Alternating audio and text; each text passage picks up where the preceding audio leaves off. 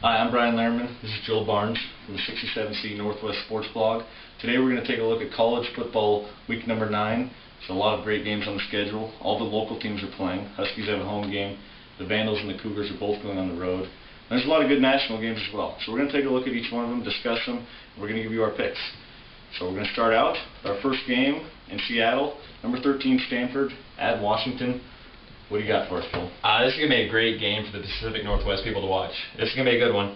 I really think that if UW wants to have a chance in this one, they cannot be bipolar like they've been in the past. So we've seen good teams, we've seen absolutely horrible teams, but with UW, you have to throw the stats away. If you want to look for them to win, you got to throw the stats away, because Stanford looks really good with stats, but I really like UW in this one. That's fair enough. Fair enough. This UW team has been killing me all year. You saw my pick last week. I picked them to beat Arizona, got destroyed. Like Joel said, they've been up and down. I think it comes back to their defense. Their defense isn't very good. Their offense hasn't been much better either.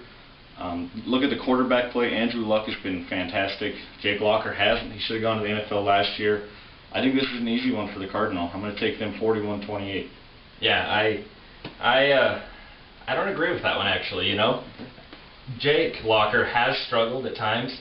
These are the number 1 and 2 quarterbacks in the preseason that they look to go to the NFL draft. A lot of question now with Locker, obviously.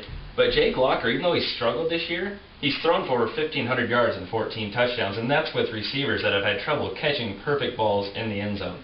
With that being said, I look for UW to step it up.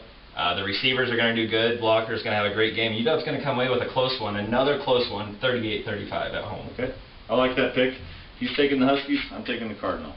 Game number 2 we're looking at, Idaho Vandals. They go on the road to play Hawaii. I think this is a very tough game for Idaho. I think it's a must-win for the Vandals. They want to go to a bowl. They need this one. Both teams throw the ball like there's no tomorrow. Neither team has great defense, but Hawaii has been very good defending the pass. They're number 24 in the nation. I think that's going to be a big difference for them. Playing at home, that's going to be huge. And Idaho is also without a starting middle linebacker. Everything to me is pointing towards a good victory for Hawaii.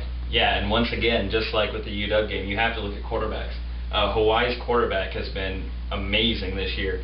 He's thrown for 2,921 yards, 22 touchdowns. That's impressive. And being at home with Idaho's defense, like you've talked about, I like Hawaii. And also, Idaho has not shown any running game this year.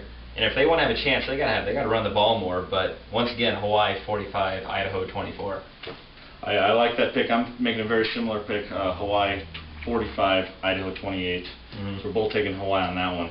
Game 3, this is a pretty big game. I think this is for the Big 12 North title. Number 6 Missouri goes on the road to play number 14 Nebraska. Yeah. What do you have for us on that one? This is a must-see game for college football fans. This is must-see right here.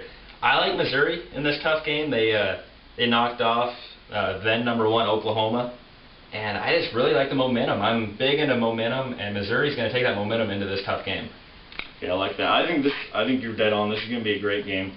Nebraska is the number 5 rushing team in the nation. Missouri's been good against the run, but I don't think they're going to be good enough. I think the home field advantage that Nebraska will use will be huge in their favor.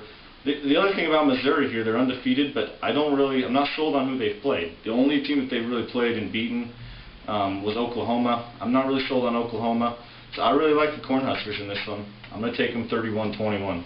Yeah, I like the great point there about their schedule, but I do think Missouri's going to go 8-0 after this week, and they're going to win this one 35-28. Okay, taking Missouri. I'm going to take Nebraska on that one. Game 4, huge game out west, Pac-10. Number 2 Oregon travels to USC to play in the Coliseum. If you like good football, this is one to watch. Yeah, for sure. What do you think about this one? USC, a lot of people are down on them with their record, but you have to remember they're 2 last-minute field goals away from being undefeated. And with that being said, this is going to be a high-scoring game. This is going to be a fun offensive game. I just really like USC in this one. They've had the running game, two great running backs who've just really been pounding the ball. Yeah, I couldn't agree more. I've seen both of these teams in person, both Oregon, both SC. I thought that USC looked better. They were a little more balanced on offense. Their defense was good. I really liked them in this one, but Oregon, they're playing for something. They're playing for a national championship. They're looking really good right now. I think this is going to be an absolute shootout. It's kind of a pick 'em game. The spread is a 7-point Oregon's a 7-point favorite in the spread. I'm going to take USC to cover that, but I like the Ducks to win this one in a shootout, like you said, 49-45. But you have to remember, USC is still playing for a Pac-10 championship if they win out and Oregon loses some games. So that you have to remember for USC for motivation. Yeah, USC is going to come away with this high-scoring game, 45-38. Okay, so disagree again. He's going to take USC. I'm going to take Oregon on that one. It comes to our final game that we're going to look at, and this is our hometown WSU Cougars. They're going on the road to play Arizona State. I've had this game circled for a long time. I think the Cougs got a great shot in this one. WSU is getting healthy on defense. Chima Wachiku is going to be back playing safety, although I don't think he's going to start because Deion Buchanan has played so well. He's been money for them the last 2 weeks. The other thing that I love about the Cougs, if you read my blog, if you read our blog, you know that I love Marquise Wilson. He's a true freshman wide receiver. He's leading the Pac-10 in yards per game right now. He's number 7 in the nation right now. And the Sun Devils' pass defense hasn't been that great. I think they're going to have a very hard time covering him. He's going to really help open up the run game.